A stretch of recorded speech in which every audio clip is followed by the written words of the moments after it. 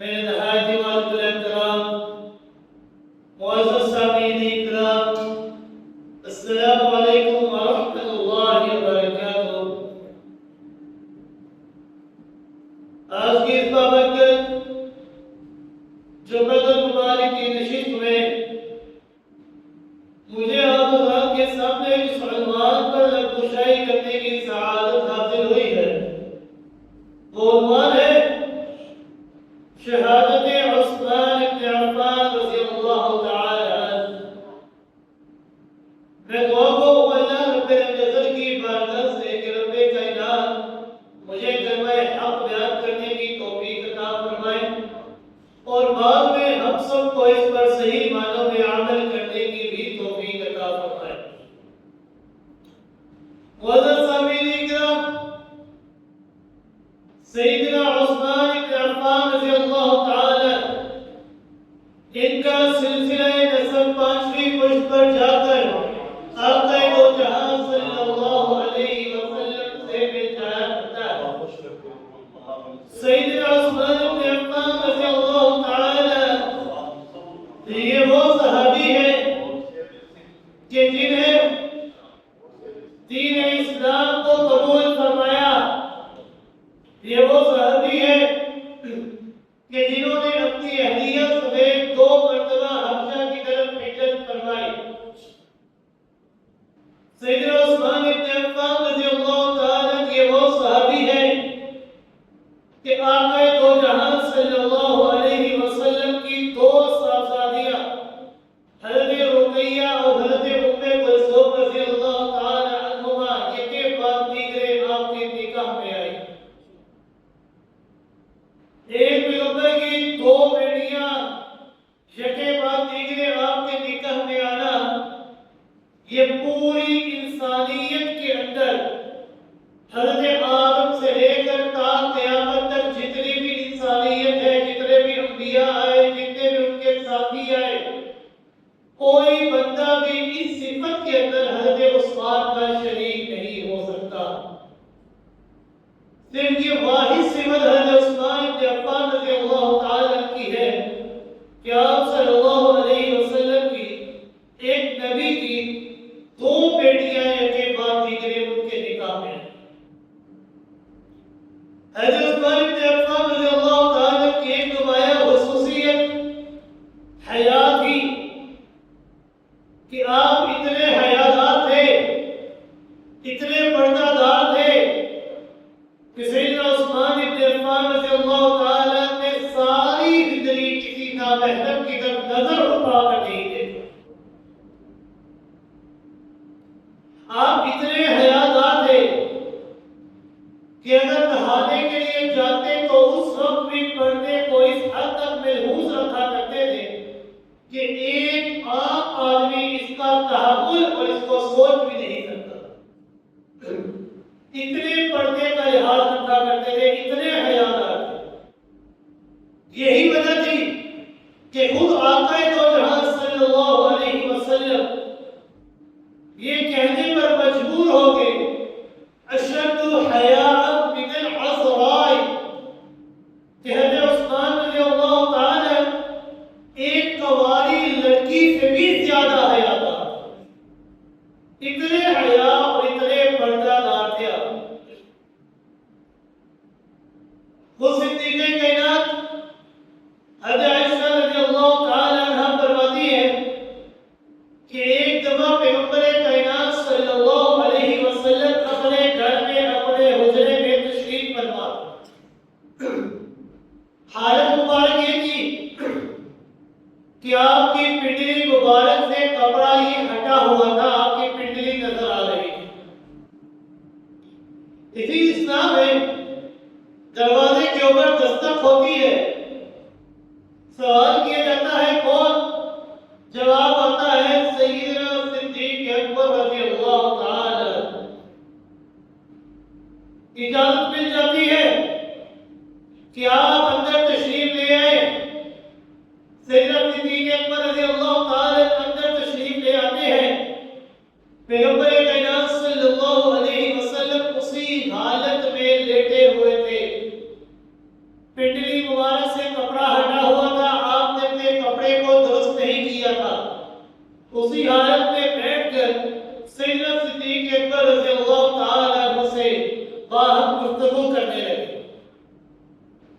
گفتگو کے دوران دوبارہ دروازے کے اوپر دستک ہوتی ہے، سوال کیا جاتا ہے کون؟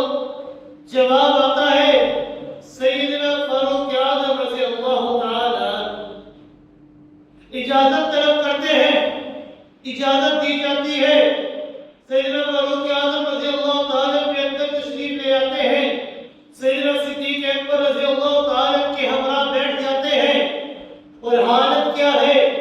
آقا دو جہاں صلی اللہ علیہ وسلم اسی اتنا میں بیٹھے ہوئے ہیں کہ پنڈلی مبارک سے کپڑا ہٹا ہوا ہے، اور سارے آپس میں گفتگو کرنے لگتے ہیں۔ تھوڑی دیر کے بعد پھر سے دروازے پر دستک ہوتی ہے، جواب سوال کیا جاتا ہے کون؟ جواب آتا ہے عثمان بن عفان رضی اللہ تعالی۔ جب یہ نام سنتے ہیں تو آقا دو جہاں صلی اللہ علیہ وسلم فوراً بیٹھ جاتے ہیں، اپنے کپڑے کو درست کر دیتے ہیں، اجازت دی جاتی ہے، سیدنا عثمان غنی رضی اللہ تعالی اندر تشریف لے کر آتے ہیں، اور سیدنا صدیق اکبر اور سیدنا فاروق اعظم رضی اللہ تعالی عنہ کے ہمراہ بیٹھ جاتے ہیں، سارے آپس میں بات چیت کرتے ہیں۔ تھوڑی دیر کے بعد جب یہ تینوں صحابی باہر چلے جاتے ہیں، اپنے اپنے گھر چلے جاتے ہیں، بات کر کے بات کو مکمل کر کے واپس چلے جاتے ہیں، تو سیدنا صدیقہ کائنات حضرت عائشہ رضی اللہ تعالی عنہا فرماتی ہے کہ آقا دو جہاں صلی اللہ علیہ وسلم پہلے میرے ابا جان صدیق اکبر رضی اللہ تعالی تشریف لے کر آئے، آپ اسی طرح لیٹے رہے، آپ نے کپڑا ہٹا ہوا تھا، آپ نے اپنے کپڑے کو درست نہیں کیا۔ سیدنا فاروق اعظم رضی اللہ تعالی تشریف لے کر آئے، آپ اسی طرح لیٹے رہے، آپ کا کپڑا ہٹا ہوا تھا، آپ نے درست نہیں کیا۔ لیکن جیسے ہی آپ نے حضرت عثمان رضی اللہ تعالی کا نام سنا تو آپ فوراً ان کا نام سن کر اٹھ کر بیٹھ گئے۔ فجلس رسول اللہ صلی اللہ علیہ وسلم وسوى ثيابه، آپ اٹھ کر بیٹھ گئے اور اپنے کپڑے کو درست کرنے لگے۔ ایسا کیا ماجرا تھا کہ آپ نے ان دونوں کی بات کپڑے کو درست نہیں کیا، لیکن حضرت عثمان کا نام سن کر آپ نے اتنا اہتمام کیوں کیا؟ آپ نے اپنے کپڑوں کو درست کیوں کیا؟ آپ لیٹے ہوئے تھے، آپ اٹھ کر بیٹھ کیوں گئے؟ تو آپ صلی اللہ علیہ وسلم نے فرمایا اے صدیقہ ان عثمان تستحی منہ الملائکہ فکیف لا استحی منہ، کہ اے صدیقہ کائنات حضرت عائشہ رضی اللہ تعالی حضرت عثمان غنی رضی اللہ تعالی، یہ وہ صحابی ہے، یہ وہ شخص ہے، یہ وہ خلیفہ ہے کہ جن سے خود اللہ کے فرشتے حیا کیا کرتے ہیں، تو میں کون ہوتا ہوں کہ میں ان سے حیا نہ کروں؟ جب اللہ کے فرشتے ان سے حیا کیا کرتے ہیں تو پھر میں ان سے پردہ کیوں نہ کروں؟ میں ان کے سامنے ادب کے ساتھ کیوں نہ بیٹھوں؟ میں اپنے کپڑے کو کیوں ان کے سامنے درست نہ کروں؟ میں کیوں بے پردگی کا مظاہرہ کروں؟ جب خود اللہ کے فرشتے ان سے حیا کیا کرتے ہیں تو میں کیوں ان کے سامنے حیا نہ کروں؟ فَكَيْفَ لَا أَسْتَحْيِي مِنْهُ، یہ کیسے ہو سکتا ہے کہ میں ان سے حیا نہ کروں جن سے اللہ کے فرشتے حیا کیا کرتے ہیں؟ سیدنا عثمان غنی رضی اللہ تعالی بڑے ہی جلیل القدر صحابی تھے، جنہوں نے اپنا مال، سارے کا سارا مال مسلمانوں کے اوپر خرچ کر دیا، اللہ کی راہ میں قربان کر دیا، پیرے روما خرید کر مسلمانوں کے لیے اس کو وقف کر دیا۔ جیش العسرہ غزوہ تبوک کے موقع پر 900 اونٹ، 100 گھوڑے، 500 تولے سونا اللہ کے راستے میں انہوں نے دیا۔ قافلہ کو گویا جب سیدنا صدیق اکبر رضی اللہ تعالی کے دور میں قحط چل رہی تھی، قحط سالی تھی، لوگوں کے پاس کھانے پینے کی چیزیں بھی موجود نہیں تھی، افواہ اٹھی، خبر چلی کہ سیدنا عثمان غنی رضی اللہ تعالی کا قافلہ ملک شام سے آ رہا ہے، تو بیوپاری خریدار حضرت عثمان کے بعد چلیں گے کہ جا کر ہم ان سے ان کا مال تجارت خرید لیتے ہیں اور مہنگے دام व्यापारी आए, उन्होंने कहा कि हम आपको आपके माल की दुगनी कीमत देंगे। हजरत उस्मान ने फरमाया मुझे तो इससे भी ज्यादा मिल रही है। वो कहने लगे 3 गुना ज्यादा देंगे। वो कहने लगे मुझे इससे ज्यादा मिल रही है। कहते कहते यहाँ तक चलेंगे हम 5 गुना ज्यादा कीमत आपको देंगे, आपके माल तिजारत हमें देंगे। हजरत उस्मान ने फरमाया मुझे तो इससे भी ज्यादा मिल रहा है। वो हैरान हो गए कि आया यहाँ पर मदीना में हद से ज्यादा अमीर और कौन आ गया है कि जिसने 5 गुना से भी ज्यादा कीमत लगा दी है। हजरत उस्मान से सवाल किया तो उन्होंने फरमाया कि मुझे एक बंदे में 10 गुना अल्लाह अता कर रहा है, क्या तुम मुझे इससे ज्यादा अता कर सकते हो, दे सकते हो? वो कहने लगे नहीं। क्यों? क्योंकि अल्लाह का ऐलान है कि जो इंसान अल्लाह के रास्ते में एक चीज कुर्बान करता है मैं अल्लाह उसको बदले में 10 गुना अता करता हूं। एक नेकी करता है मैं 10 गुना ज्यादा सवाब को बढ़ाकर उसे अता करता हूं। और कहत वाली थी, जरा तसव्वुर कीजिए आज के दौर में कोई बशिंदा होता है, जो बंदा होता है, कहत वाली हो, हर तरफ कहत हो, लोगों को खाने पीने खिलाने पड़े हो, और एक आदमी के पास माल ही माल हो, उसका माल आ रहा हो और वो उस दौर के अंदर महंगे दामों बेचकर अपने आप को माला माल भी कर सकता था। लेकिन सैयदना उस्मान गनी रज़ियल्लाहु ताला ने अपने उस सारे माल तिजारत को मुसलमानों के लिए वक्फ कर दिया।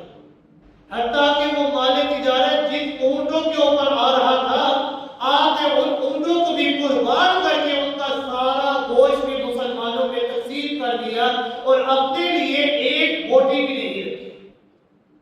हत्ता कि उन ऊंटों को बांधने के लिए जो रस्सी आएगी वो भी मुसलमानों के लिए वक्फ कर दी। इतने गनी, इतने सही थे कि जिनकी सखावत का कोई मुकाबला नहीं कर सकता। सैयदना फारूक आज़म रज़ियल्लाहु ताला जब मस्जिद नबी में अबू लुलु फरोज मजूसी के शदीद हमले की वजह से उनको पता चल गया कि अब मेरे जानवर होने की उम्मीद नहीं है, मैं दोबारा से सेहतयाब नहीं हो सकता। सैयदना फारूक आज़म रज़ियल्लाहु ताला ने अपने बाद किसी को खिलाफत की जिम्मेदारी देने के लिए 6 आदमियों का इंतखाब किया। वो 6 आदमी, उनमें एक हज़रत उस्मान रज़ियल्लाहु ताला, दूसरे हज़रत अली मुर्तज़ा रज़ियल्लाहु ताला, तीसरे हज़रत तलहा रज़ियल्लाहु ताला, चौथे हज़रत ज़ुबैर रज़ियल्लाहु ताला, पांचवे हज़रत अब्दुर्रहमान बिन औफ रज़ियल्लाहु ताला और छठे हज़रत साद बिन अबी वक्कास रज़ियल्लाहु ताला।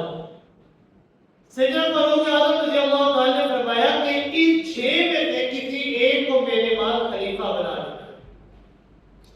चुनांचे सैयदना फारूक आज़म रज़ियल्लाहु ताला की शहादत के बाद बकिया 500 हज़रात ने सैयदना उस्मान गनी रज़ियल्लाहु ताला के हाथ पर इत्तेफाक बैत कर लिया और इजमा कर लिया कि सैयदना फारूक आज़म रज़ियल्लाहु ताला के बाद हमारे मुसलमानों के खलीफा सालिस सैयदना उस्मान इब्न अफ़्फ़ान रज़ियल्लाहु ताला है। सैयदना उस्मान गनी रज़ियल्लाहु ताला का अजीम कारनामा ये भी था कि सैयदना फारूक आज़म रज़ियल्लाहु ताला की शहादत के बाद होने वाली जो बगावतें थी, सैयदना उस्मान गनी रज़ियल्लाहु ताला ने उन तमाम बगावतों को खत्म कर दिया। आपके दौरे मुबारक के अंदर, खिलाफत के वक्त के अंदर बड़े बड़े इलाके फतह हुए, जिनमें इंताकिया, तराबलस, ट्यूनिस, मराकश, अलजायर जैसे बड़े बड़े इलाके शामिल हैं, जिनको सैयदना उस्मान गनी रज़ियल्लाहु ताला ने अपने दौरे खिलाफत में फतह किया। हत्ता कि सैयदना उस्मान गनी रज़ियल्लाहु ताला ये वो सहाबी है, ये वो खलीफा है कि आप ही के दौरे मुबारक में सैयदना मुआविया रज़ियल्लाहु ताला ने सन 28 हिजरी में आपके हुक्म से पहली बेड़ा तैयार किया। ये पहली बेड़ा अपनी मिसाल आप था और इसकी वजह से समंदरी जिहाद भी शुरू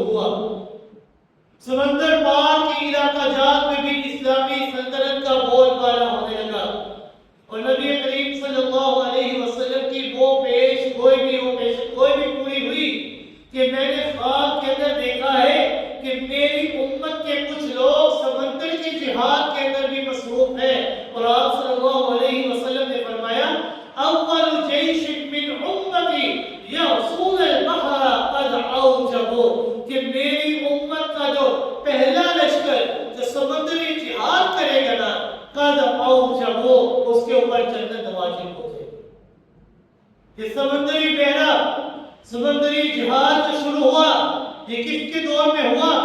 سیدنا عثمان غنی رضی اللہ تعالیٰ کے دور حکومت میں ہوا۔ ان کے حکم سے یہ سمندری جہاد بھی شروع ہوا۔ سیدنا عثمان غنی رضی اللہ تعالیٰ یہ وہ صحابی ہیں کہ جنہوں نے قرآن مقدس کو ایک لغت کے اوپر جمع کیا تھا، سب کو قریشی زبان کے اوپر جمع کیا تھا۔ لوگوں کو مختلف قرآتوں کا علم نہیں تھا، لوگوں کے اندر اختلاف ہونے لگا، تو سیدنا عثمان غنی رضی اللہ تعالیٰ نے تمام لوگوں کو ایک ہی لکھت کے اوپر، ایک ہی قرآن کے اوپر جمع کر دیا کہ آج کے بعد سے یہ لغت ہے قرآن کی، قریش کی، اس کے اوپر تم نے قرآن کو پڑھا۔ اسی لیے سیدنا عثمان غنی رضی اللہ تعالیٰ کو جامع القرآن بھی کہا جاتا ہے کہ قرآن کو جمع کرنے والے، قرآن کو ایک لغت کے اوپر لاتا۔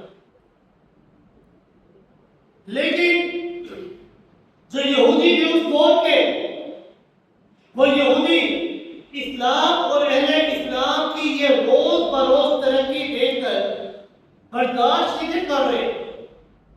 جس طرح لوگ کسی دوسرے بندے کی ترقی کو دیکھ کر برداشت اور ہضم نہیں کر سکتے، اسی طرح اس دور کے اندر مسلمان تو آپس میں ایک مٹھ کی طرح تھے، اکٹھے تھے، ان میں باہم اتفاق تھا، لیکن جو یہودی تھے وہ مسلمانوں کی یہ روز بروز ترقی دیکھتے ہوئے برداشت نہیں کر سکتے، تو انہوں نے دین اسلام کو نقصان پہنچانے کی بڑی کوشش کی، بھرپور کوشش کی۔ عبداللہ بن سبا جو کہ ایک یہودی تھا، جس نے مسلمان بن کر عجیب انداز سے تحریک چلائی، اسلام کا لبادہ بولا، کلمہ پڑھا کہ میں مسلمان ہوں، اس نے اہل بیت کی محبت کا ایک خوشنما دعویٰ کیا۔ حضرت علی المرتضیٰ رضی اللہ تعالیٰ کو وصی رسول قرار دیتے ہوئے ان کی خلافت اور حضرت عثمان غنی رضی اللہ تعالیٰ کی معصولی کے لیے لوگوں کے ذہن میں سازش شروع کر دی کہ خلیفہ حضرت علی المرتضیٰ رضی اللہ تعالیٰ کو ہونا چاہیے تھا، نہ کہ حضرت عثمان رضی اللہ تعالیٰ۔ حضرت عثمان غنی رضی اللہ تعالیٰ کے عنوان کو جتنا ہو سکا اس نے بدنام کیا۔ آپ کی نرم پالیسی کی وجہ سے منافقین کے پروپیگنڈے کو پذیرائی مل گئی۔ آپ الناس میں سے کافی لوگ حضرت عثمان رضی اللہ تعالیٰ کی پالیسیوں کے اوپر تنقید کرنے لگے۔ آپ نے منافقین کے مطالبے پر اپنے بیشتر عنوان کو بھی تبدیل کر دیا، ان کے اوپر اعتراضات کو دور کرنے کے لیے ان کو تبدیل کر دیا۔ حج کے موسم میں چونکہ اکثر اہل مدینہ سفر حج کے لیے روانہ ہو جاتے ہیں، مدینہ منورہ میں مسلمانوں کی نفرت کافی حد تک کم ہو جاتی ہے، اس لیے بلوائیوں نے، باغیوں نے اپنے مذموم کارروائی کے لیے اس موسم کا انتخاب کیا۔ 900 آدمیوں نے جمع ہو کر مدینہ منورہ کے اندر اپنی چھاؤنی قائم کی، اپنا ڈیرا ڈالا۔ ان لوگوں نے اپنی پہلی کارروائی خطبہ جمعہ کے دوران کی کہ آپ جب مسجد نبوی کے اندر تشریف فرما تھے، کھڑے ہو کر منبر رسول صلی اللہ علیہ وسلم پر جب جمعے کا خطبہ دے رہے تھے تو انہوں نے سازش کی، بلوائیوں نے ہر طرف سے شور شروع کر دیا، بیک وقت آوازیں بلند ہونے لگی، حتیٰ کہ آپ جمعہ تک نہ پڑھا سکے۔ مسجد میں سے ایک ہنگامہ سا کھڑا ہو گیا، ہر طرف سے شور کی آوازیں آنے لگی۔ ایک باغی نے آگے بڑھ کر آپ کے ہاتھ سے عصا مبارک کو چھین لیا۔ یہ عصا رسول اللہ صلی اللہ علیہ وسلم کی یادگار تھا۔ آپ اور آپ کے بعد سیدنا صدیق اکبر رضی اللہ تعالیٰ اور سیدنا فاروق اعظم رضی اللہ تعالیٰ جمعے کے دوران اسی عصا کو اپنے ہاتھ میں رکھا کرتے تھے۔ حضرت عثمان غنی رضی اللہ تعالیٰ نے ان باغیوں کو کچھ کہنا چاہا تو تمام باغی اہل مسجد کے اوپر ٹوٹ پڑے، ان کو زدہ کوب کرنے لگے، مارنے لگے، پھر لوگوں پر سنباری شروع کر دی، اور خاص طور پر سیدنا عثمان غنی رضی اللہ تعالیٰ پر اس قدر شدید پتھر برسائے گئے کہ آپ بے ہوش ہو گئے۔ منافق انہیں مردہ سمجھ کر چھوڑ گئے، بعض مخلص احباب نے انہیں اٹھا کر گھر لے، ہوش میری وجہ سے اہل مدینہ کو کوئی تکلیف تو نہیں پہنچی، یعنی اپنی تکلیف نہیں کہا، سب سے پہلا سوال کہ میری وجہ سے اہل مدینہ کو کوئی تکلیف تو نہیں پہنچی۔ حضرت عثمان غنی رضی اللہ تعالیٰ کو دیار رسول اللہ صلی اللہ علیہ وسلم کے مکینوں کی بہت فکر تھی، اپنی جان سے بھی زیادہ آپ مدینہ منورہ کے جو رہائشی اور مکین تھے ان کی پرواہ کیا کرتے تھے۔ منافقین مدینہ منورہ کی گلیوں میں دندنانے پھرتے اور یہ اعلان کر رہے تھے کہ خبردار آج کے بعد حضرت عثمان رضی اللہ تعالیٰ نے مسجد نبوی میں نماز نہیں پڑھا سکتے اور نہ ہی پڑھ سکتے۔ اب وہ حضرت عثمان رضی اللہ تعالیٰ جنہوں نے آپ صلی اللہ علیہ وسلم کے لسان مقدس سے صرف یہ سنا تھا کہ جو مقدار مسجد نبوی کی توسیع کے لیے یہ زمین خرید کر وقف کرے گا تو میں محمد رسول اللہ صلی اللہ علیہ وسلم کی لسان مقدس سے اسے جنت کی بشارت حاصل ہے۔ حضرت عثمان غنی رضی اللہ تعالیٰ نے اس دور کے اندر 10,000 درہم دے کر مسجد نبوی کے ساتھ جو ملکہ زمین تھی اس کو خرید کر مسجد نبوی کے لیے وقف کیا تھا۔ آج وہی ہے جو عثمان رضی اللہ تعالیٰ ان کے اوپر مسجد نبوی کے اندر جا کر نماز پڑھانا اور نماز پڑھنا بند کر دیا گیا، جنہوں نے مسجد نبوی کے لیے زمین کو خرید کر وقف کیا۔ ان کا ایک ہی مطالبہ تھا باغیوں کا کہ آپ خلافت سے دستبردار ہو جائیں۔ اس کے جواب میں سیدنا عثمان غنی رضی اللہ تعالیٰ کا موقف یہ تھا کہ یہ بات قطعی طور پر ناممکن ہے، ایسا نہیں ہو سکتا۔ کیوں؟ کیونکہ میں نے پیغمبر کائنات صلی اللہ علیہ وسلم کی لسان مقدس سے یہ اعلان سنا ہے، آپ نے مجھے فرمایا ہے کہ یا عثمان ان اللہ مقسمک قمیصا فان اراد المنافقون بخلعه فلا تخلعه، کہ اے عثمان میرے بعد اللہ رب العزت آپ کو ایک ایسی قمیص پہنائیں گے کہ منافقین اگر اس قمیص کے اتارنے کا مطالبہ کرے تو آپ اس قمیص کو اتارنا نہیں ہے۔ تو اس قمیص سے مراد یہ خلافت ہے کہ اللہ رب العزت نے آپ کو خلافت عطا فرمائی ہے اور منافقین آپ سے مطالبہ کریں گے آپ اس خلافت سے دستبردار ہو جائیں، لیکن آپ نے ان کے کہنے سے اس خلافت سے دستبردار نہیں ہونا۔ اس لیے سیدنا عثمان نے فرمایا یہ بات قطعی طور پر ناممکن ہے، ایسا نہیں ہو سکتا۔ مدینہ منورہ میں موجود صحابہ کرام اس صورتحال میں بہت سخت پریشان تھے۔ انہوں نے یہاں تک مشورہ دیا کہ آپ تو خلیفہ وقت ہیں، آج کے دور کے وہ لوگوں کی طرح نہیں، آج کے حکمرانوں کی طرح نہیں کہ جہاں سے گزرنا ہو راستے بند کر دیے جاتے ہیں، اپنی آسائشوں کے لیے ہر چیز ان کے لیے مہیا کر دی جاتی ہے، ہر اسدین آسانی ان کو دے دی جاتی ہے۔ لیکن وہ خلیفہ وقت تھے، مسلمانوں کے خلیفہ تھے جنہوں نے اپنی جان سے زیادہ لوگوں کی جانوں کی فکر کیا کرتے تھے۔ سیدنا عثمان غنی رضی اللہ تعالیٰ کو ان کے ساتھیوں نے یہاں تک مشورہ دیا فَإِن مَعَكَ عَدْلًا وَقُوَّةً وَأَنْتَ عَلَى الْحَقِّ، یہ سیدنا عثمان غنی رضی اللہ تعالیٰ آپ خلیفہ وقت ہیں، آپ کے پاس حکمرانیت ہے، آپ کے پاس خلافت ہے، آپ کے پاس طاقت ہے، اور آپ کی سب سے بڑی بات یہ ہے کہ آپ حق کے اوپر قائم ہیں۔ یا تو ناحق کھڑے ہو تو ہم بھی آپ کا ساتھ چھوڑ دیتے، لیکن آپ کی سب سے بڑی بات کہ آپ حق کے اوپر قائم ہیں۔ اگر آپ ہمیں حکم دیتے ہیں تو ہم ان باغیوں کے ساتھ جنگ کرتے ہیں اور اس بغاوت کو سختی سے کچل دیتے ہیں۔ لیکن جواب سنیے گا سیدنا عثمان غنی کو۔ حضرت عثمان غنی رضی اللہ تعالیٰ نے جواب کو دیا، فرمایا کہ میں اپنی ذات کی خاطر، میں اپنی ذات کے لیے قتل اور خون خریدی کو حرم رسول کے احترام کو پامال نہیں کر سکتا۔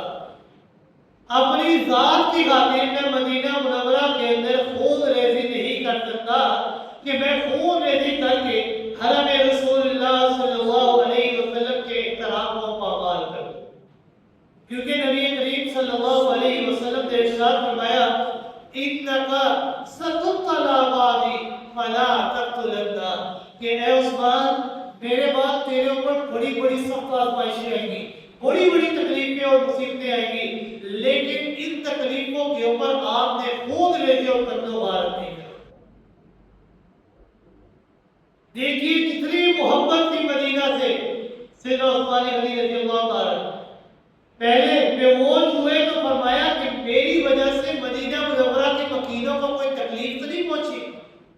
جب ساتھیوں نے کہا کہ آپ حق کے اوپر قائم ہیں، آپ خلیفہ وقت ہیں، ہمیں حکم دے ہم ان باغیوں پر سر کچل دیتے ہیں، تو حکم دیا۔ تو لیکن سیدنا عثمان غنی نے فرمایا نہیں، ایسا نہیں ہو سکتا کہ میں اپنی ذات کی خاطر حرم رسول کے احترام کو پامال کروں۔ یہ کیسے ہو سکتا ہے کہ میں ایک انسان کی خاطر حرم رسول کے احترام کو پامال کروں؟ نہیں، ایسا نہیں ہو سکتا۔ صحابہ نے دوسرا مشورہ دیا کہ آپ کو ہم ایک کام کرتے ہیں، مکہ مکرمہ بھیج دیتے ہیں، آپ بھی مدینہ میں ہیں، آپ مکہ مکرمہ چلے جائیں، شاید یہ لوگ وہاں پر آپ کو قتل نہ کر سکے، آپ کے لیے قتل کی سازشیں وہاں پر نہ کر سکے۔ تو سیدنا عثمان غنی رضی اللہ تعالیٰ نے فرمایا نہیں، ایسا بھی نہیں ہو سکتا۔ کیوں؟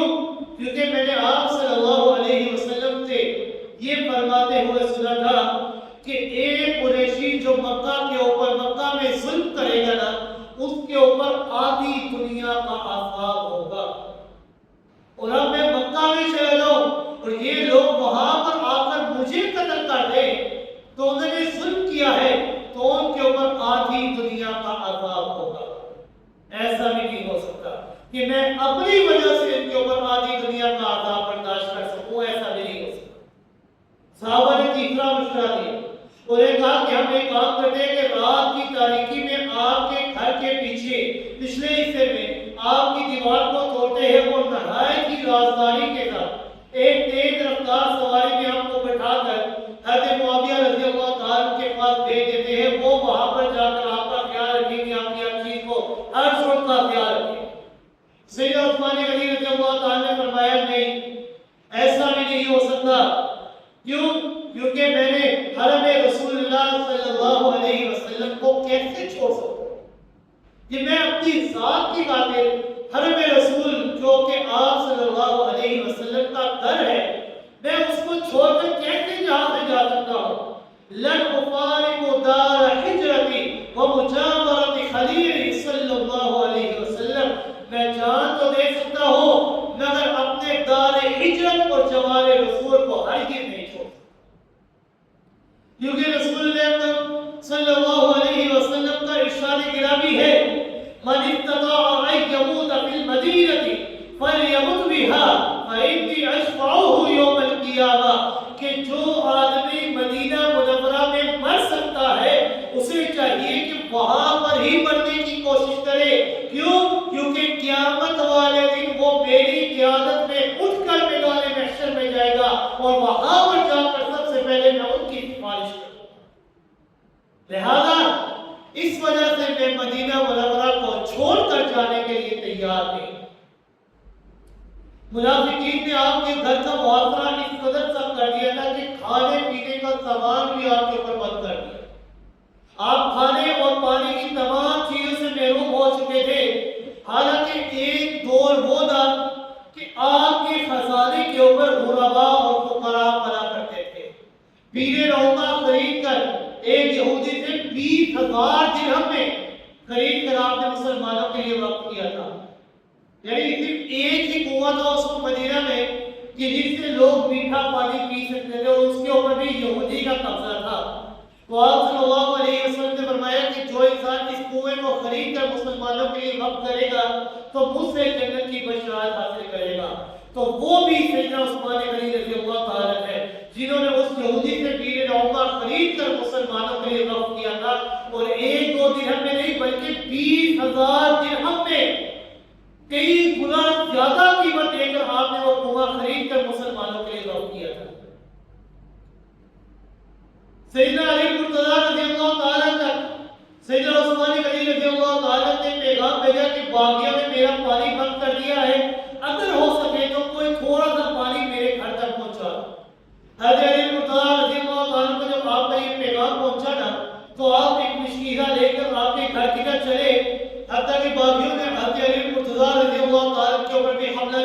دیا اور مشکیزہ توڑ دیا. حضرت علی مرتضیٰ رضی اللہ تعالیٰ نے اور وہ مجبور ہو چکے تھے واپس جانے کے لیے، لیکن ان کے غصے کے عالم میں انہوں نے یہاں سے فرمایا تھا کہ تم نے حضرت عثمان کا پانی بند کر دیا، وہ عثمان کہ جن کے کھانے اور پینے کے اوپر، جن کی چیزوں کے اوپر، جن کے خزانے کے اوپر ہم مسلمان پہلے پناہ کرتے تھے، جنہوں نے اپنے سارے مال تجارت ہمارے اوپر وقف کر دیا تھا، ہر چیز مسلمانوں کے اوپر وقف کر دی تھی، اللہ کی راہ میں قربان کر دی تھی، آج تم نے انہی کا کھانا پینا بند کر دیا ہے، کھانا اور پانی بند کر دیا ہے.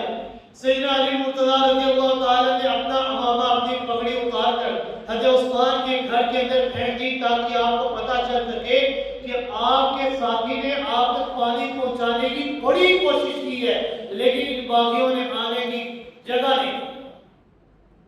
اللہ کی قدرت 40 دن تک پانی بند رہا. 40 دن تک پانی بند رہنے کے باوجود سیدنا عثمان غنی رضی اللہ تعالیٰ زندہ رہے.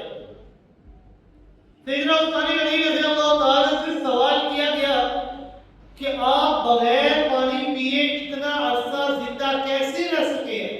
سائنس کہتی ہے کہ 3-4 دن سے زیادہ اگر انسان پانی نہ پیے تو زندہ رہنا مشکل ہو جاتا ہے، تو آپ 40 دن تک آپ کے اوپر پانی بند تھا، پانی آپ نے نہیں پیا تھا، تو آپ زندہ کیسے رہے؟ سیدنا عثمان غنی رضی اللہ تعالیٰ نے فرمایا کہ جب میں شدت پیاس سے بےتاب ہو جاتا تو میں قرآن مقدس کو کھول لیتا اور قرآن مقدس کی تلاوت شروع کر دیتا، اور جب میں تلاوت قرآن کیا کرتا تھا تو اللہ رب العزت اس قرآن مقدس کی تلاوت کی برکت کی وجہ سے میری پیاس کو بجھا دیا. یہ قرآن یہ کوئی عام کتاب نہیں ہے جس کو ہم نے آج کے دور میں عام کتاب سمجھ لیا ہے، سال بعد رمضان میں اٹھا لیا، رمضان میں پڑھنے لگے. نہیں، یہ قرآن ایسی کتاب ہے کہ جس کو روز پڑھنا چاہیے، صبح شام پڑھنا چاہیے. یہ ایسی کتاب ہے کہ انسان دنیاوی جتنی کتابیں ان کو ایک دفعہ پڑھے گا، 2 دفعہ پڑھے گا، 3 دفعہ پڑھے گا، لیکن ایک وقت آ جائے گا اکتا جائے گا، تھک جائے گا، کیونکہ اس کا ایک ہی سبب، ایک ہی مضمون ہوتا ہے، اور وہ جب یاد ہو جائے تو انسان تدبیر نہیں کرتا اس مضمون کو دوبارہ پڑھنے کا. لیکن یہ قرآن یہ ایسی کتاب ہے، اس کی تاثیر ہی ایسی ہے کہ جب انسان ایک مرتبہ پڑھتا ہے تو اس کا ایک معنی نظر آتا ہے، دوسری مرتبہ پڑھتا ہے تو ایک اور معنی نظر آ جاتا ہے، تیسری مرتبہ پڑھتا ہے تو ایک اور معنی نظر آتا ہے. جتنی مرتبہ انسان قرآن کو پڑھے گا اس کے قرآن کے راز کھل کھل کر انسان کے سامنے آتے ہیں. ساری زندگی بھی قرآن کو پڑھے لیکن قرآن کا معنی اور قرآن کا علم یہ کبھی ختم نہیں ہو سکتا. اتنی اعلیٰ کتاب ہے. قرآن کی برکت کی وجہ سے 40 دن تک پانی بند رہا، لیکن قرآن کی برکت کی وجہ سے اللہ رب العزت حضرت عثمان کی پیاس کو بجھا دیا.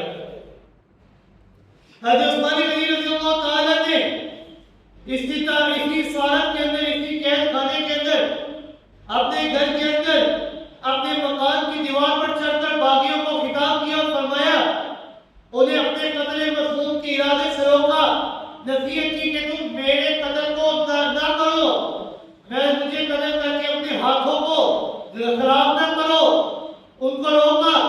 آپ نے ان باغیوں سے سوال کیا، اللہ کی قسم دے کر سوال کیا، واللہ، اللہ کی قسم دے کر میں تم سے سوال کرتا ہوں، انشدکم اللہ والاسلام، مجھے سچ سچ بتانا، مسجد نبی میں جب نمازیوں کی کثرت کی وجہ سے جب جگہ تنگ ہو گئی اور پیغمبر کائنات صلی اللہ علیہ وسلم نے مسجد نبی کی توسیع کی جگہ کی خریداری کے لیے مجمع عام کا اعلان فرمایا کہ جو انسان یہ جگہ خرید کر مسجد نبی کے لیے وقف کرے گا اسے جنت کی بشارت ملے گی، تو مجھے بتلاؤ وہ زمین مسجد نبی کے لیے کس نے خرید کر وقف کی تھی؟ اور باغیوں نے کہا واللہ انت، اللہ کی قسم وہ آپ ہی تھے. تو حضرت عثمان نے فرمایا افسوس، آج اسی مسجد نبی میں تم نے مجھے نماز پڑھنے سے روک دیا ہے، آج تم مجھے مسجد نبی کی جانے کی اجازت نہیں دے رہے جس کی زمین کو خرید کر میں نے مسلمانوں کے لیے وقف کیا تھا. سوال کے دوبارہ جب مدینہ منورہ میں میٹھے پانی کی قلت تھی، شدید قلت تھی، ایک ہی کنواں تھا بیر رعوبہ، کے لیے خرید کر کس نے وقف کیا؟ تو باقیوں نے کہا واللہ انت، اللہ کی قسم وہ بھی آپ ہی تھے۔ تو حضرت عثمان نے فرمایا تو پھر آج تم نے میرے اوپر ہی پانی کو بند کر دیا ہے، 40 دن ہو گئے میں نے پانی نہیں پیا، میں نے پانی تک دیکھا نہیں ہے۔ جب تمہارے اوپر پانی کی قلت تھی میں نے تمہارے لیے کنویں کو خرید کر 10,000 درہم میں مسجد نبوی کی زمین خریدی، 20,000 درہم میں یہ ساری چیزیں خرید کر مسلمانوں کے لیے کس نے وقف کی؟ انہوں نے کہا واللہ انت، آپ نے کی ہے۔ تو انہوں نے کہا آج تم نے میرے اوپر ہی پانی بند کر دیا ہے۔ پھر سوال کیا بتاؤ جیش العسرہ غزوہ تبوک کے موقع پر 900 اونٹ، 100 گھوڑے، 500 تولے سونا کس نے اللہ کی راہ میں وقف کیا تھا؟ مسلمانوں کے حالات کو بہتر بنانے کے لیے کس نے وقف کیا تھا؟ باغیوں نے کہا واللہ انت، اللہ کی قسم وہ آپ ہی تھے۔ تو حضرت عثمان نے فرمایا تو پھر افسوس آج تم میرے اوپر ہی بیت المال کا مال کھانے کا الزام لگا رہے ہو کہ میں بیت المال کا مال کھایا کرتا ہوں۔ یہ کیسے ہو سکتا ہے میں بیت المال کا مال کھا لوں؟ میں تو اس کو لوگوں کے اوپر خرچ کیا کرتا ہوں۔ پھر سوال فرمایا بتاؤ بیت رضوان کے موقع پر جب میں مکہ گیا تھا وہاں پر لوگوں مشرکین کے پاس گیا، ان سے جا کر عمرے کی اجازت طلب کرنے کے لیے گیا تھا، لیکن افواہ اڑی حضرت عثمان غنی رضی اللہ تعالیٰ کو شہید کر دیا گیا ہے۔ تو بیت رضوان صلح حدیبیہ کے موقع پر درخت کے نیچے آپ صلی اللہ علیہ وسلم نے کس کے ہاتھ کو اپنا ہاتھ قرار دیا تھا؟ تو باغیوں نے کہا واللہ انت، اللہ کی قسم وہ آپ ہی تھے کہ آپ کے دست مبارک کو آپ صلی اللہ علیہ وسلم نے اپنا ہاتھ قرار دیا تھا۔ تو آپ نے عثمان رضی اللہ تعالیٰ نے فرمایا کہ افسوس آج اسی ہاتھ کے اوپر تم خیانت کا الزام لگا رہے ہو۔ حضرت عثمان غنی رضی اللہ تعالیٰ نے فرمایا کہ بتاؤ جب احد پہاڑ کے اوپر زلزلہ آیا تو آپ صلی اللہ علیہ وسلم نے فرمایا اسکن یا صبی فإن علیک نبی و صدیق و شہیدان، کہ اے پہاڑ تھم جا رک جا، تیرے اوپر ایک نبی کھڑا ہے، نبی آخر الزمان، تیرے اوپر ایک صدیق کھڑا ہے اور 2 شہید کھڑے ہیں۔ بتاؤ وہ نبی کون تھا؟ جواب آیا آقا دو جہاں صلی اللہ علیہ وسلم۔ سوال کیا صدیق کون ہے؟ جواب آیا صدیق اکبر رضی اللہ تعالی۔ سوال کیا وہ شہید کون ہے؟ جواب آیا سیدنا فاروق اعظم رضی اللہ تعالی، اور دوسرے شہید آپ ہوں گے۔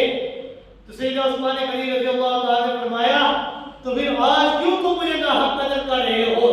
کیوں مجھے میری کبھی موت تک نہیں جانے دے رہے؟ کیوں میری موت سے اپنے ہاتھوں کو رکھنا چاہتے ہو؟ سوال کیا بتاؤ قتل کی 3 وجوہات کی وجہ سے قتل جائز ہے۔ اس کائنات کے اندر اگر قتل جائز ہے صرف 3 وجوہات ہے کہ جن کی بنا پر قتل جائز ہے، اس کے علاوہ کوئی اور چوتھی وجہ نہیں ہے کہ جس کی وجہ سے قتل جائز ہے۔ پہلی وجہ کہ میں مرتد ہو گیا، کہ میں نے دین اسلام کو چھوڑ دیا۔ جواب آیا نہیں، آپ نے دین اسلام کو قبول کیا اور ایسا قبول کیا کہ آپ لوگوں کے لیے مثال ہے۔ دوسری وجہ کہ میں نے کسی کو ناحق قتل کیا ہو۔ جواب آیا نہیں، آپ نے کسی کو ناحق قتل نہیں کیا۔ تیسرا زنا، کہ میں نے زنا کیا ہو۔ حضرت عثمان باغی نے کہا نہیں، آپ نے زنا بھی نہیں کیا۔ کیوں؟ کیونکہ حضرت عثمان غنی رضی اللہ تعالی کی صفت اور ان کی توصیف، ان کی شان، ان کی خصوصیت ہی یہ ہے اشد حیاء من الاسرا، کہ کنواری لڑکی سے بھی زیادہ آپ حیادار۔ بتاؤ اب یہ تینوں وجوہات جب میرے اوپر فٹ نہیں ہوتی تو میرا قتل کیوں جائز ہے؟ تو میرا قتل نہ کرو، میرے اوپر کی سختی نہ کرو، ناحق قتل کر کے اپنے ہاتھوں کو رنگین نہ کرو۔ پھر آپ سیدنا عثمان غنی رضی اللہ تعالیٰ نے ان الفاظ میں اہل مدینہ کو الوداع کہا، یا اہل المدینہ استوعدکم اللہ واسألہ ان یحسن علیکم الخلافۃ من بعدی، کہ اے اہل مدینہ کہ میں تمہیں اللہ کے سپرد کرتا ہوں اور میں تمہارے لیے اللہ سے دعا کرتا ہوں کہ اللہ رب العزت میرے بعد تمہیں اچھا خلیفہ عطا فرمائے۔ تو 18 ذوالحجہ سن 35 ہجری جمعے کا دن تھا۔ سیدنا عثمان غنی رضی اللہ تعالی صبر و استقامت کی تلقین کر رہے تھے۔ آپ نے مسلسل روزے رکھنا شروع کر دیے تھے۔ سیدنا عثمان غنی آزاد کر دیا تھا۔ سیدنا عثمان غنی رضی اللہ تعالی شرم و حیا کو اس قدر محفوظ رکھنا شروع کر دیا اس دور کے اندر کہ آپ نے اپنے پاجاموں کو رسی کے ذریعے باندھ دیا کہ اگر ان باغیوں نے میرا قتل کر دیا تو کہیں میرا سطر نہ کھل جائے، میں بے پردہ نہ ہو جاؤں۔ تو اس دور کے اندر سیدنا عثمان غنی رضی اللہ تعالی نے اپنے صدر کو بھی باندھنا شروع کر دیا۔ اندازہ لگائیے کہ اللہ رب العزت نے آپ کے اندر کس حد تک حیا کو رکھا تھا کہ آپ اپنی موت کو بھی برداشت کر سکتے تھے لیکن بے پردگی کا لحاظ کبھی نہیں کرتے۔ بہت اثر تلاوت قرآن میں آپ مصروف تھے کہ باغیوں نے گھر کے پچھلے حصے سے حملہ شروع کر دیا۔ آپ کی اہلیہ حضرت زوجہ حضرت طاہرہ نے بھرپور کوشش کی ان کو روکنے کی، لیکن اس کوشش کے دوران ان کی کنگلیاں بھی شہید ہو گئی۔ لیکن ان باغیوں نے سیدنا عثمان غنی رضی اللہ تعالیٰ کو شہید کر دیا، ان کے اوپر نیزے چلائے، تلواریں چلائی، ان کے شہید ہو جانے کے باوجود بھی ان کے وجود کا لحاظ نہیں کیا، ان کے اوپر ہر طرح سے پتھر اور تھپڑوں کی بارش کر۔ سیدنا عثمان غنی رضی اللہ تعالیٰ کے وہ صحابی ہیں کہ روایات میں آتا ہے کہ جو انسان جس کا ناحق قتل کیا جاتا ہے، جب اس کا خون گرتا ہے، جس جگہ پر جس زمین پر کسی ناحق کا مظلومیت کا خون گرتا ہے، کل قیامت والے دن وہ جگہ وہ زمین اس کے حق میں اس کی مظلومیت کی گواہی دے۔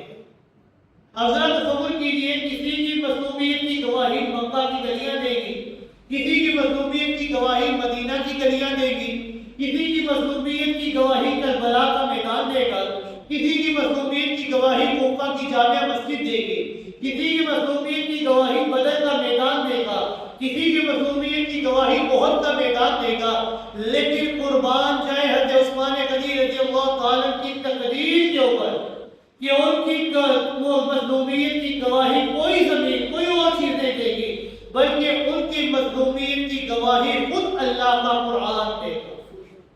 جب ان کا ناحق قتل کیا گیا، ان کو شہید کیا گیا، قرآن مقدس کی تلاوت کر رہے تھے، اور اللہ کا کرنا ایسا تھا کہ وہ جو قرآن کا اوراق اس وقت کھلے ہوئے تھے، جس سپارے کی وہ تلاوت کر رہے تھے، جس لفظ کے اوپر جن الفاظوں کے اوپر آپ کا خون مبارک گرا تھا، ان الفاظوں کا مطلب بھی رنگ نہیں تھا۔ پہلا سپارہ آخری صفحہ جن الفاظوں کے اوپر آپ کا خون گرا، ان کا معنی ہے صبغۃ اللہ، ومن احسن من اللہ صبغہ۔ صبغہ کا معنی ہے رنگ، صبغۃ اللہ اللہ کا رنگ، ومن احسن من اللہ صبغہ، اور اللہ کے رنگ سے بہترین رنگ اور کوئی نہیں ہو سکتا، وَنَحْنُ لَهُ عَابِدُونَ، اور ہم اپنے رب کی عبادت کرتے ہیں۔ ان الفاظوں کے اوپر سیدنا عثمان غنی رضی اللہ تعالیٰ کا خون مبارک۔ سیدنا عثمان غنی رضی اللہ تعالیٰ کو اللہ رب العزت نے جہاں پر بہت ساری خصوصیات عطا فرمائی ہیں، وہاں پر چند خصوصیات ایسی ہیں کہ جو آپ کو دوہری عطا فرمائی، یعنی ایک مرتبہ نہیں، دو مرتبہ آپ کو وہ خصوصیات وہ چیزیں اللہ رب العزت نے عطا فرمائی۔ سیدنا عثمان غنی رضی اللہ تعالیٰ یہ وہ صحابی ہیں کہ جنہوں نے اپنی اہلیہ سمیت حبشہ کی طرف 2 مرتبہ ہجرت فرمائی، جس کی وجہ سے آپ کا ایک لقب صلح ہجرتین ہے، 2 ہجرتوں والے۔ سیدنا عثمان غنی رضی اللہ تعالیٰ کے وہ صحابی ہیں، ان کی یہ خوبی ہے کہ جنہوں نے آپ صلی اللہ علیہ وسلم کی لسان مقدس سے اس دنیا کے اندر رہتے ہوئے 2 مرتبہ جنت کی بشارت حاصل کی، ایک پیر روضہ کی خریداری کے موقع پر، اور دوسرا مسجد نبی کی خریداری کے موقع پر، اس کی زمین کی خریداری کے موقع پر اس دنیا کے اندر رہتے ہوئے 2 مرتبہ جنت کی بشارت حاصل کی ہے۔ اسی وجہ سے آپ کا ایک لقب ذو البشارتین ہے، 2 خوشخبریوں والے، 2 بشارتوں والے۔ سیدنا عثمان غنی رضی اللہ تعالیٰ کی ایک خوبی یہ ہے کہ آپ صلی اللہ علیہ وسلم کی 2 بیٹیاں، 2 صاحبزادیاں یکے بعد دیگرے آپ کے نکاح میں آئیں، اور اس خوبی کے اندر پوری انسانیت میں آپ کا کوئی شریک و صحب نہیں ہے، یعنی انبیاء 1,24,000 کے قریب آئے ہیں، لیکن کسی نبی کا کوئی ساتھی، کوئی دماد اس صفت میں آپ کا مد مقابل نہیں ہو سکتا کہ ایک نبی جس کی 2 بیٹیاں آپ کے نکاح میں ہیں۔ اسی وجہ سے آپ کو ذو النورین بھی کہا جاتا ہے، 2 نوروں والے۔ سیدنا عثمان غنی رضی اللہ تعالیٰ کی ایک خوبی یہ بھی ہے کہ انہوں نے آپ صلی اللہ علیہ وسلم نے 2 مرتبہ ان کی غیر موجودگی کو بھی موجودگی کے اندر شامل کیا، یعنی آپ اس جگہ پر فزیکلی موجود نہیں تھے، آپ وہاں پر نہیں تھے، لیکن آپ صلی اللہ علیہ وسلم نے اپنے دستے مبارک کو سیدنا عثمان غنی رضی اللہ تعالیٰ کا دستے مبارک قرار دیا اور فرمایا کہ حضرت عثمان بھی یہاں پر موجود ہیں۔ آپ فزیکلی موجود نہیں تھے لیکن آپ نے ان کی موجودگی کو بھی وہاں پر شامل کیا۔ ایک غزوہ بدر کے موقع پر جب حضرت عثمان غنی رضی اللہ تعالیٰ اپنی زوجہ کی طبیعت خراب ہونے کی وجہ سے غزوہ بدر میں شامل نہیں ہو سکے تھے، لیکن آپ نے ان کی غیر موجودگی کو بھی موجودگی کے اندر شامل قرار دیا۔ اور دوسرا بیعت رضوان کے موقع پر جب آپ وہاں پر موجود نہیں تھے، درخت کے سائے کے نیچے بیعت کے موقع پر آپ موجود نہیں تھے، لیکن آپ صلی اللہ علیہ وسلم نے اپنے دستے مبارک کو آپ کا دستے مبارک قرار دیا۔ تو اسی وجہ سے آپ کو ذو الشرکتین بھی کہا جاتا ہے، 2 شراکتوں والے ایسی جگہ پر جہاں پر آپ فزیکلی موجود نہیں تھے لیکن آپ کی غیر موجودگی کو بھی اللہ نے آپ صلی اللہ علیہ وسلم نے موجودگی میں شامل کیا۔ تو سیدنا عثمان غنی رضی اللہ تعالیٰ بڑے ہی جلیل القدر صحابی تھے۔ 18 ذی الحجہ سن 35 ہجری کے اندر جمعے کے دن میں سیدنا عثمان غنی رضی اللہ تعالیٰ کو نہایت ہی بے دردی کے ساتھ شہید کر دیا۔ سیدنا عثمان غنی رضی اللہ تعالیٰ اور جتنے بھی اصحاب ہیں انہوں نے ہمیں یہی پیغام دیا ہے کہ آپ نے اللہ کی راہ میں اپنی ہر چیز قربان کر، کیونکہ جب آپ اللہ کی راہ میں اللہ کی خاطر کوئی چیز چھوڑو گے تو اللہ رب العزت آپ کو اس کے بدلے میں بہترین چیز عطا کرے۔ آپ کا کام ہے اللہ سے دعا کرتے رہنا، کیونکہ جو انسان جس انسان کو اپنی دعا کی قبولیت کا یقین نہیں ہے نا، اس انسان کو اپنے رب کے اوپر ہی یقین ہے، کیونکہ دعا کی قبولیت کی 3 صورتیں ہیں، یا تو اللہ رب العزت اسی دعا کو قبول کر کے وہ چیز عطا کر دیتے ہیں، یا پھر اللہ رب العزت کل قیامت والے دن اس دعا کو ذخیرہ کر کے اس کی نیکیوں والے پلڑے میں رکھ دیں گے، اور یا پھر اللہ رب العزت اس دعا کے بدلے میں بہت بڑی مصیبت کو اس سے دور کر دیں۔ لہذا تمام صحابہ کرام یہ ہمارے لیے مثال ہے۔ اللہ رب العزت نے ہمیں حکم دیا فَإِنْ آمَنُوا بِمِثْلِ مَا آمَنْتُمْ بِهِ فَقَدِ اهْتَدَوْا، اگر تم ایمان کے دعویدار ہو، ایمان کا کہتے ہو کہ ہم نے ایمان کو قبول کر دیا، تو تمہارا ایمان بھی صحابہ کے ایمان کی طرح ہونا چاہیے، تب جا کر تم کامل ہدایت یافتہ ہوگے۔ تو اللہ رب